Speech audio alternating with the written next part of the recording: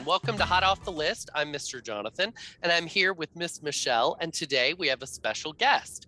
Molly Beth Griffin is a poet, YA novelist, and the author of 3 picture books, including Rhoda's Rock Hunt and Loon Baby. She lives in South Minneapolis with her partner and their 2 children, where she enjoys hiking, taking photos, drawing birds, eating pastries, watching mysteries, and waiting for the mail. Today we're discussing her picture book, 10 Beautiful Things, which is one of the titles selected for the Sunshine State Readers Junior List. Thank you so much for joining us today. Thank you for having me. Michelle, will you take it away with our first question? I certainly will. So I have 2 questions. Number one, I always like to ask this question. When you find out that you're making the SSYRA junior list, what does that feel like when you get that phone call or that email? What does that feel like for an author? Oh, it's so exciting. Any good news is so exciting. We go just like years. I want to say weeks and months, but no, it's really years without um, good news from the world. And so it's really thrilling to have people all over the country reading the book after um, it's been a long time in coming. So Well, we notice thank that you. you're absolutely. We notice that your picture books highlight the wonders of nature, and we can tell there's some great nature things happening where you are right now with the thunderstorm Can that you you hear have it? happening. It's really intense. So, are you particularly inspired by nature? And if so, do you have a favorite spot? Oh, yes, and yes. Most of my writing is nature inspired. I find a lot of energy out in the world, and from being out in the world with kids in particular, and the way that kids interact with the natural world. And so that's where a lot of my ideas come from, including this one. And for favorite places, it's hard because I have a lot of favorite places. The North Shore of Lake Superior is probably my very favorite place. But I did write this book about Iowa, which is great too. I went to college in Iowa, and it maybe doesn't look super pretty at first, but you get to be very attached to a place over time, especially a place that is important to you in a part of your life. And so that's where that story came from too. That's very cool. 10 Beautiful Things deals with a character who is obviously grieving. And I'm wondering, what are your thoughts on writing difficult subjects when it comes to kids? I mean, I think kids need it just as much as the rest of us need it. Maybe more because it's new to them, newer to them. So, I mean, they're dealing with stuff all the time. I mean, right now, I didn't know when I wrote this that it would come out in a pandemic, but kids have been dealing with so much grief and change and so many transitions, and they have to be resilient and adaptable in a way that um, I don't think I needed to be when I was that age, or at least not in this way. So I think it's really important to have books for them out there that show ways of being sad and having those hard emotions, and then the ways that we can cope with those hard emotions as well. 10 Beautiful Things has a very lovable grandmother character. Did you have a close relationship with your grandmother growing up? So yes, my grandmother died when I was 4. So I had a lot. I remember her, and I remember her fondly. But then I had a lot of sort of stand-in grandmas in my life, and particularly like church ladies who were kind of grandmotherly toward me. And I think having just intergenerational relationships is so important. Even when my grandmother was alive, they lived far from me. So it was that kind of relationship, a Christmas and letters and packages sort of relationship versus the everyday kind of grandparenting that my mom is getting to do for my kids, which is really special to watch. My own kids get to have a really close and like maybe not quite daily, but all the time close relationship with their grandmother. So that's, part of it too. But I think for me, it was just really important to have other grown-ups in my life that weren't necessarily biologically related to me, but sort of a community of grown-ups that take care of you. So that's more of how it was for me, at least after my grandmother had died. I love that. And that relationship came across really special in the book. So you teach writing to children at the Loft Library Center. What is the best piece of writing advice that you have for young authors? So I primarily teach adults at the Loft Literary Center. I teach writing for children to adults, but I do get to see kids out in school visits and in my own children's classes and stuff. And I think the key for kids and for any writers is just to keep doing new stuff, just to keep especially those of us who write short forms, but honestly for novels as well, to not get bogged down in a single project and to tie like who you are as a writer to one book, because you're bigger than that and your writing is bigger than that. And so I always try to get students and clients and also kids to just keep going and keep doing more and different things and trying different things, because you never know what is going to stick, like we just generate tons. There's so much that no one ever sees. There's so much writing that you do to get to the writing that people see each time. It's volume, So keep going, keep creating, and trying new stuff all the time. That's great advice. Thank you. So what is the book or the books that made you want to be an author? Oh man, that's tricky because my memory is really terrible. So, I remember like I grew up with golden books with like hundreds of very low quality books.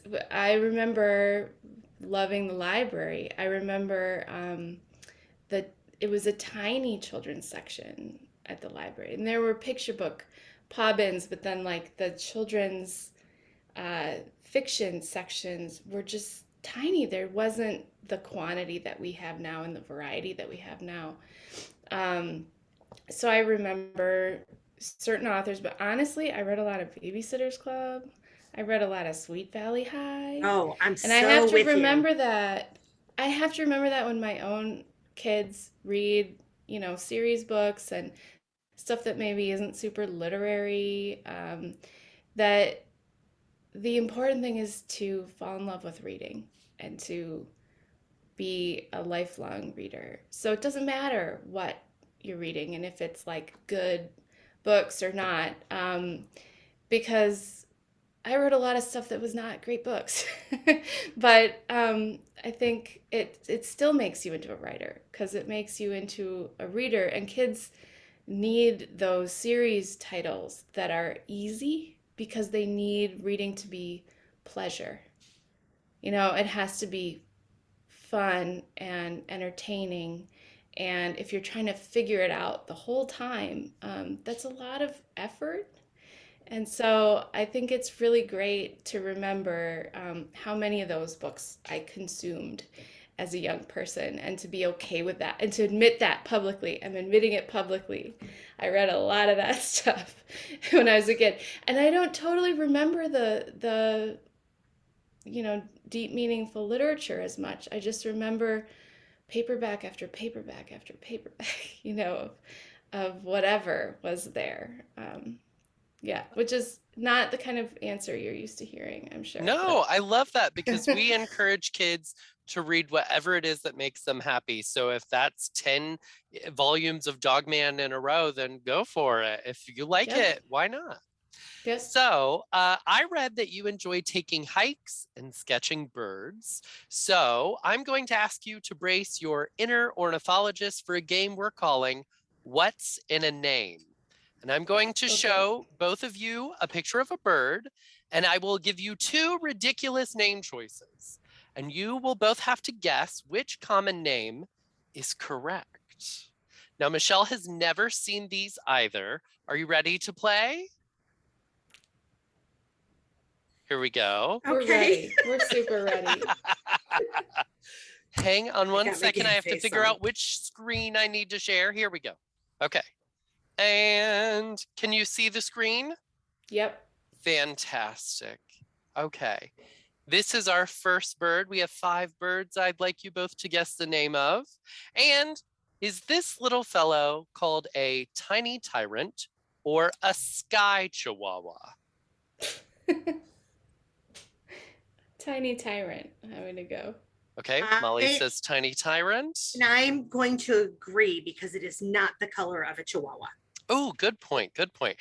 This is the tiny tyrant. Native to Brazil, this little fellow grows to a maximum size of 3 inches and weighs 1/10 of a pound. So very tiny tyrant. But All they're right. maybe very irritating. Maybe, or very feisty, maybe. Very feisty. Here is bird number 2.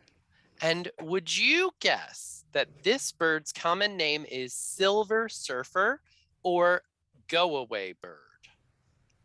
Go away bird. That looks like a bird that's going to steal your picnic. So you'd call it a go away bird. And I say silver surfer because Okay. of the hairdo. Looks like someone who would be a surfer. He does, doesn't he? So actually, Molly is correct. So if we were keeping points, which we're not, she would be in the lead. We can keep points. It's fine. I'm not a very competitive person. Michelle is. Native to the Afrotropics, when disturbed, this bird makes a loud nasal call that sounds like go away, which is why it's called that. All right, Okay. bird number 3. Would you say that this little man is the snack-sized grackle or the perplexing scrub wren? Perplexing scrub wren. Okay. And I say snack size because he looks like the size of a cupcake. I'm guessing that Molly's natural love for birds is paying off. Your whole life has boiled down to this moment, apparently. This is your Jeopardy round. Absolutely. All mine are about food. Or something. This is the perplexing scrub wren. It hails from Indonesia, and it is named the perplexing scrub wren because it is very hard to classify them due to their habit of intermixing with other bird species. Yeah, it looks like a hummingbird crossed with... Right? I don't know. It's okay, little guy. You're lovely. Yeah, we respect you. You're valid. All right, bird number 4. Would you say that this is an invisible rail or a look at me loon? Invisible rail. I think it's a loon. I need to agree with you, Molly, because clearly I don't know what I'm talking about. But I just feel like at this point I've been cantankerous enough. I should just keep going against it. Well, she is right. Once again, this is an invisible rail. It's from the island of Halmahera, and ornithologists have struggled to observe this book because it is very shy, which is why it is named invisible. All right, we have one more. We're going to see if we can best Molly in one of them. I don't know. Here's our last little fellow. Would you say that this bird is called a moorpork or a cupcake quizzy? Oh, good grief. It looks like a burrowing owl. It's not a burrowing owl? No. I guess not. Tell me what the guesses are again. Moorpork or cupcake quizzy? So they're both food related. More pork. Now, what are you going to do, Michelle? Or cupcake Well, again. maybe we should do the cupcake, just, for... I have chosen cupcake before. Okay. You're both choosing cupcake. It was not a winner. You should have gone savory because this is the moorpork. Found throughout New Zealand, this bird's distinctive call sounds like it's asking for an extra helping of barbecue. So Not All bad. right. You got 4 out of 5. I'm very impressed. And again, you should not go with my ideas. Thank you so much for playing with us today.